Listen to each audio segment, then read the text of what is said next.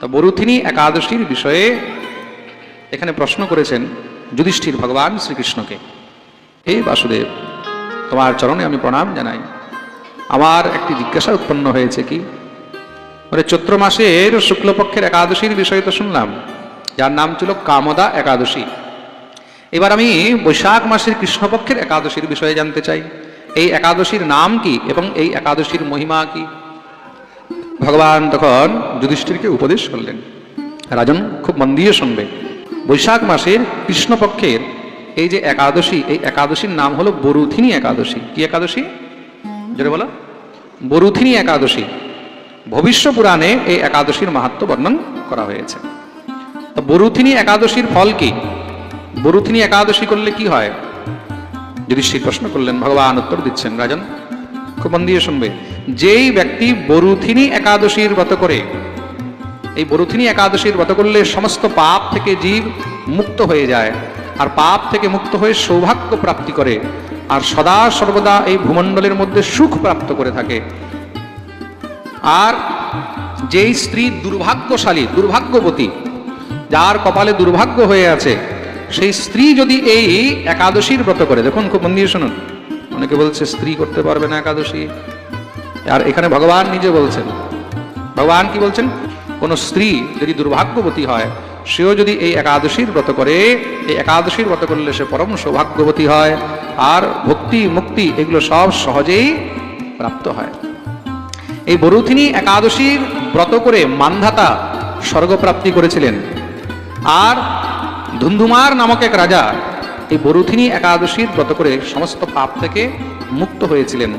আর স্বয়ং ভগবান শিব, দেবাদিদেব মহাদেব ব্রহ্মকপাল থেকে মুক্ত হয়েছিলেন।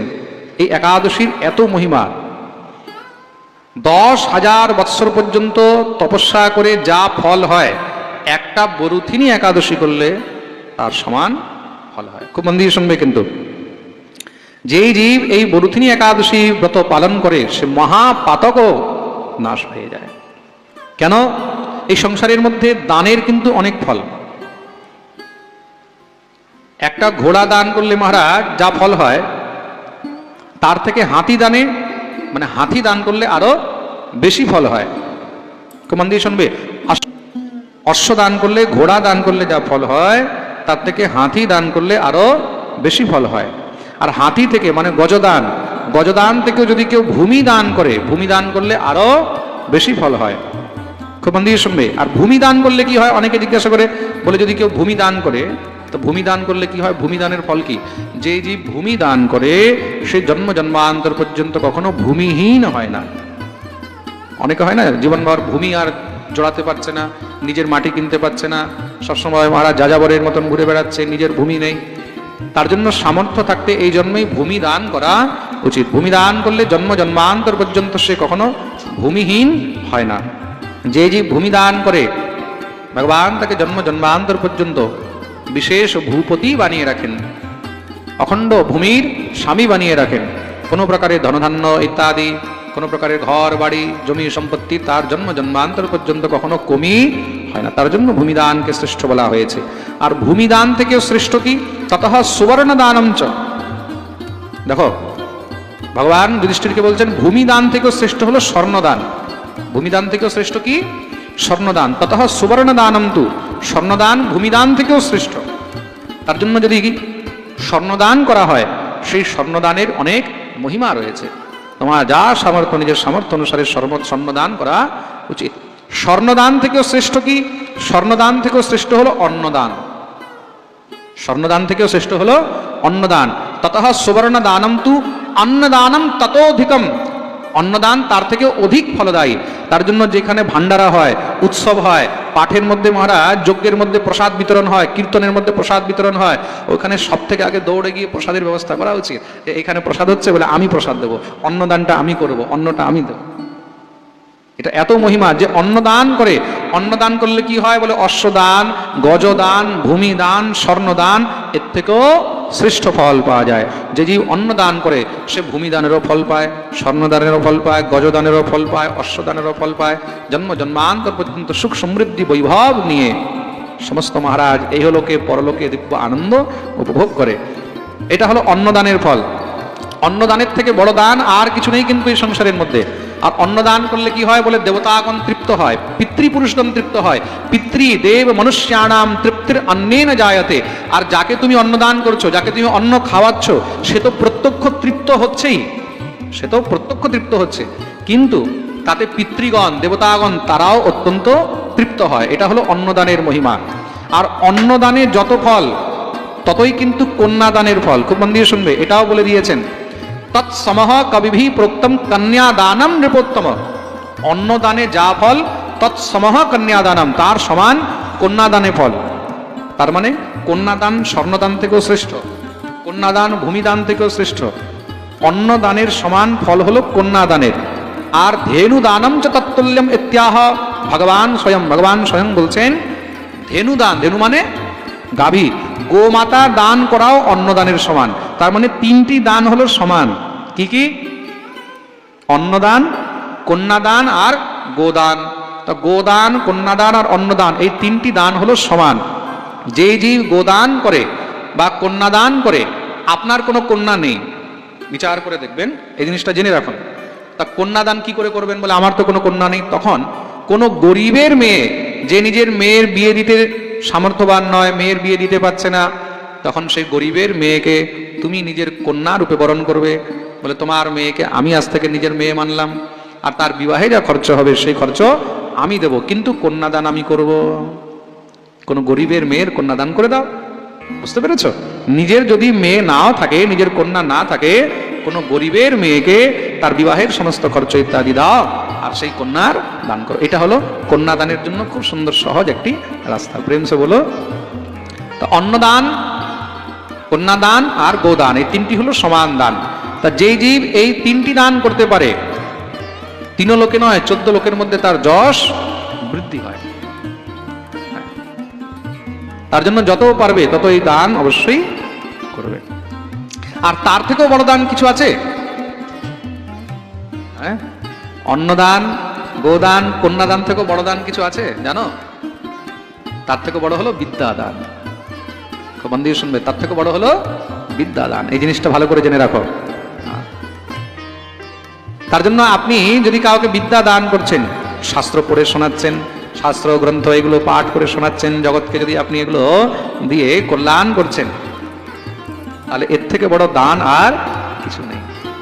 কার কাছে আপনি বিদ্যা গ্রহণ করলেন, কার কাছে আপনি শিক্ষা গ্রহণ করলেন, আপনি যদি ভাবেন যে আমি তাকে লাখ লাখ টাকা দিয়ে তার ঋণ চুকিয়ে দিলাম, চুকাতে পারবেন না। প্রেম সে বলো।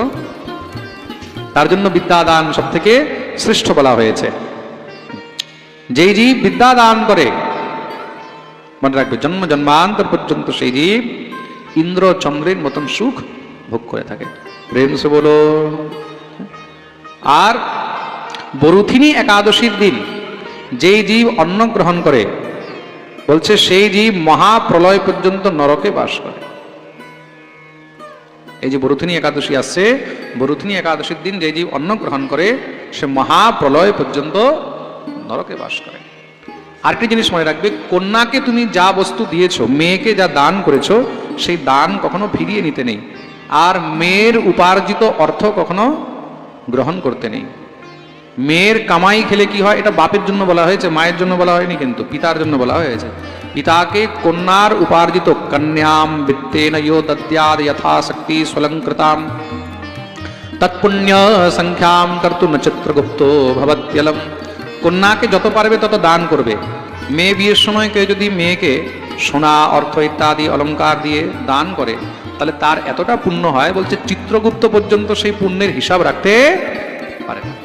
কিন্তু যদি সে কন্যার উপার্জিত অর্থ গ্রহণ করে, কন্যার কামাই খায়, তাহলে কি হয়, বলছে তখন তাকে সর্বথা নরক ভোগ করতে হয়। আর শুধু তাই নয়, বলছে 100 জন্ম পর্যন্ত তাকে বিড়াল হয়ে জন্মগ্রহণ করতে হয়। কি হয়? বিড়াল হয়ে জন্মগ্রহণ করতে হয়, স্পষ্ট রূপে বলে দিয়েছেন। তার জন্য কন্যার অর্থ কখনো গ্রহণ করিতে নেই। একাদশীর দিন অন্ন গ্রহণ করিতে নেই। কন্যার অর্থ গ্রহণ করলে যা পাপ ভোগ করতে হয়, একাদশীর দিন অন্ন গ্রহণ করলে সেই পাপ গ্রহণ করতে হয়। প্রেম সে বলো। আর একাদশীর দিন কি কি খেতে নেই, এটাও ভালো করে বুঝে রাখো। একাদশী তো ছাড়ো, দশমীর দিন থেকেই কিন্তু অন্ন গ্রহণ করা উচিত নয়, শাস্ত্রে এটা লেখা রয়েছে। হ্যাঁ, স্পষ্ট রূপে বলা রয়েছে গ্রহণ করবে না। এমনিতেও বৈষ্ণবদেরকে কাঁসার পাত্রে কখনো খেতে নেই। কাঁসার পাত্রে খেলে কি হয়? সমস্ত পুণ্য ক্ষয় হয়ে যায়। তার জন্য বৈষ্ণবদেরকে কাঁসার পাত্রে কখনো খেতে নেই। রাধা গোবিন্দকে তো কাঁসার পাত্রে ভুলেও ভোগ দিতে নেই। হরিভক্তি বিলাসে স্পষ্ট নিষেধ রয়েছে, কাঁসার পাত্রে কখনো ঠাকুরকে ভোগ দেবে না। বৈষ্ণবদের জন্য কাঁসার পাত্র নিষেধ, কাঁসার পাত্রে খাবার খাবে না। আর কি? মৎস্য মাংস ইত্যাদি এগুলো তো ভক্ষণ করবেই না। মুসুরির ডাল, যারা একাদশী করছে কিন্তু আমিষ বুঝি, তাদের জন্য এটা ভালো করে শুনতে হবে। মুসুরির ডাল দশমীর দিন থেকে খাওয়া বন্ধ করে দিতে হবে। ছোলা, ছোলাও খেতে নেই। কদু, কদু মানে লাউ নয়, মিষ্টি কুমড়ো, কুষ্মাণ্ড। খুব মন দিয়ে শুনবে, কুষ্মাণ্ডকে আমাদের এখানে ব্রজভাষায় বলে কদ্দু। কি বলে? কদ্দু বা কোদো, বুঝতে পেরেছ? কুষ্মাণ্ড এগুলো খেতে নেই। আজকাল তো আমি দেখছি কিছু কিছু নতুন নতুন বৈরাগী, নতুন নতুন আজকাল সম্প্রদায়ের মধ্যে, বৈষ্ণবদের মধ্যে একাদশীর দিনও ফার্স্ট ক্লাস একদম কোমড়া টোমড়া দিয়ে সব দিয়ে বানিয়ে, তা মিষ্টি কুমড়া, লাউ এগুলো একাদশীর দিন চলবে না। শাক, কোনো প্রকারের শাক, কোনো প্রকারে। অনেকজন কি করছে আজকাল একাদশীর দিন ধনে পাতার চাটনি বানিয়ে খাচ্ছে। কোন লেভেলের গাধা হলে মানুষ এসব কাজ করতে পারে? কি দরকার আছে এসব একাদশীর নাটকবাজি করার? কি দরকার আছে?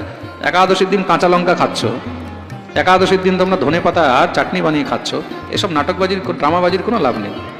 কে বলেছে তোমাকে? দরকারই নেই একাদশী করার। খুব করে খাও, একদম ভাত খাও 10 বার করে। যদি একাদশী করতে হয় তাহলে নিয়ম করে করো, নিষ্ঠা নিয়ে করো।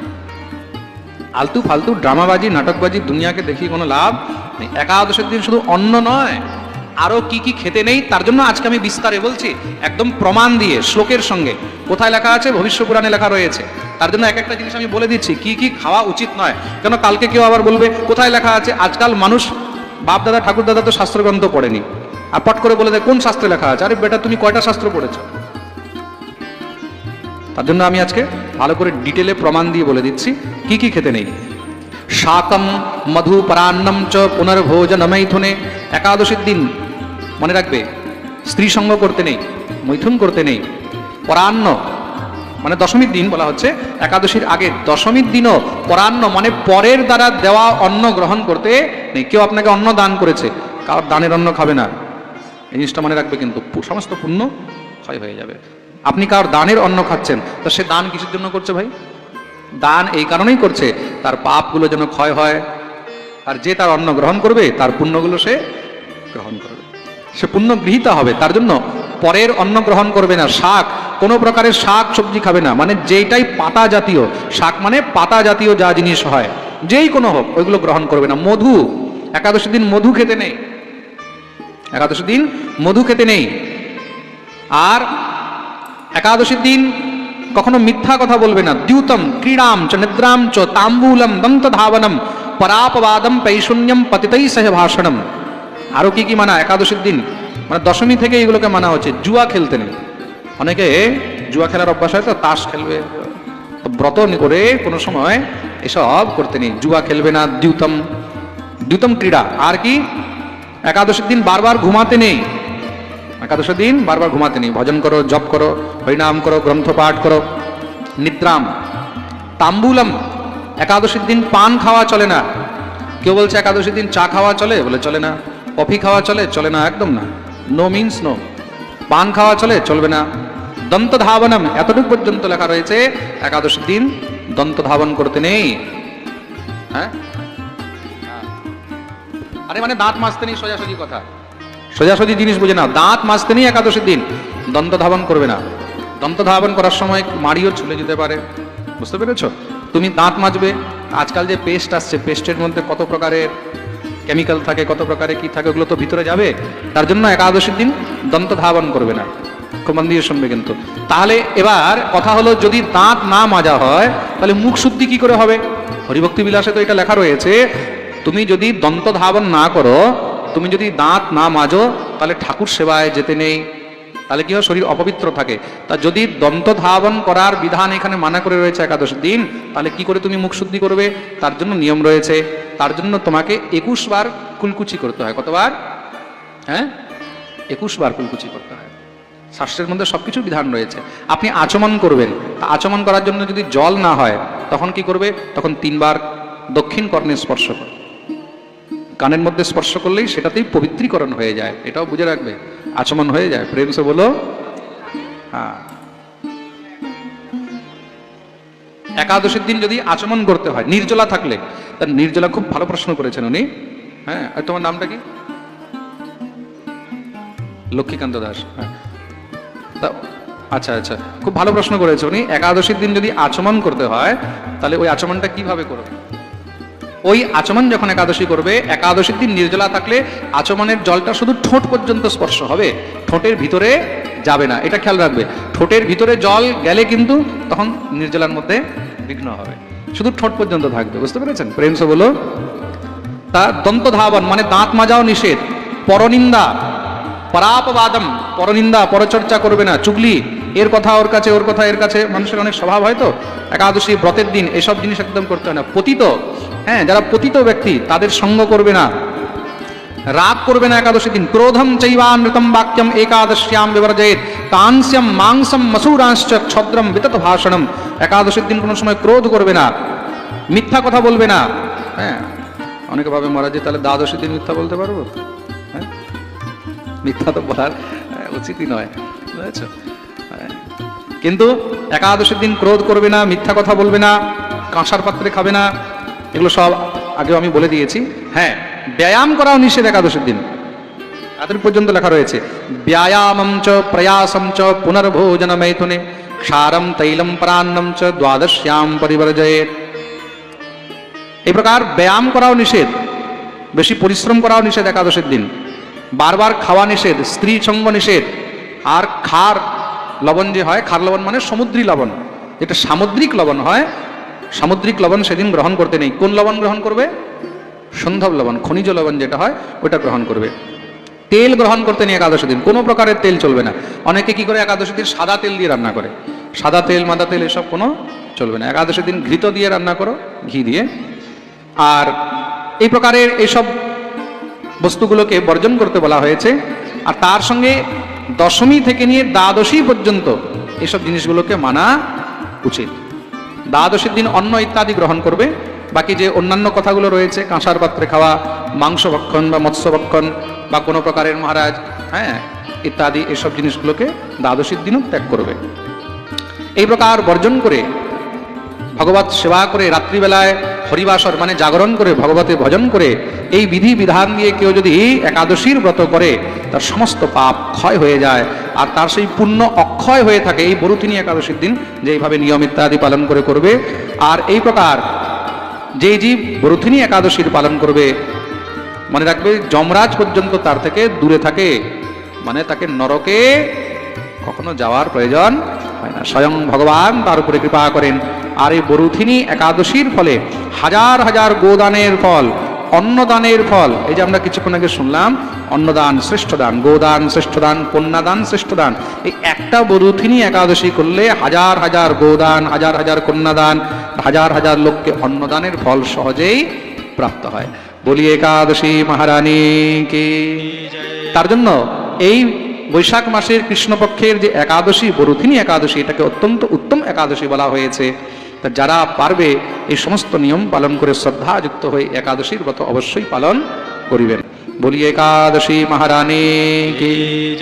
ভগবান শ্রীকৃষ্ণ যুধিষ্ঠিরকে বলছেন, রাজন, যেই জীব এই বরুথিনী একাদশীর মাহাত্ম্য শ্রবণ করে, বরুথিনী একাদশীর বিধি শ্রবণ করে, এই মাহাত্ম্য শ্রবণ করলেও তার সমস্ত পাপ নাশ হয়ে যায়। তার জন্য প্রত্যেক একাদশীর দিন একাদশী মাহাত্ম্য, একাদশী মহিমা অবশ্যই শ্রবণ করা উচিত।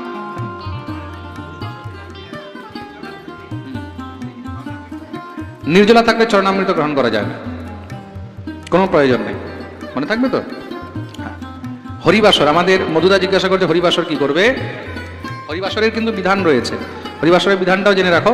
রাত্রিবেলায় হরিবাসরের দিন ভগবান শ্রীহরির চিত্রপট ইত্যাদির সামনে রেখে, চিত্রপট যদি না হয় তাহলে সেখানে তুলসী মণ্ডপের কাছে, তুলসী বৃক্ষ সম্মুখে রেখে বা নারায়ণ শিলা ইত্যাদির সামনে রেখে ভগবানকে সেখানে গন্ধ অক্ষত পুষ্প ইত্যাদি অর্পণ করে তৎপশ্চাৎ এবার নিজের সঙ্গে যদি কিছু আরো ভক্তরা থাকে সবাইকে নিয়ে সেখানে নাম সংকীর্তন করা উচিত। হরিবাসরের মধ্যে কি করবে? হরিবাসরের মধ্যে হরি কথা মানে ভাগবত পাঠ, গীতা পাঠ, রামায়ণ পাঠ, আর তার সঙ্গে নাম সংকীর্তন ইত্যাদি এইগুলো করে ব্রহ্ম মুহূর্ত পর্যন্ত জাগরণ করতে হয়।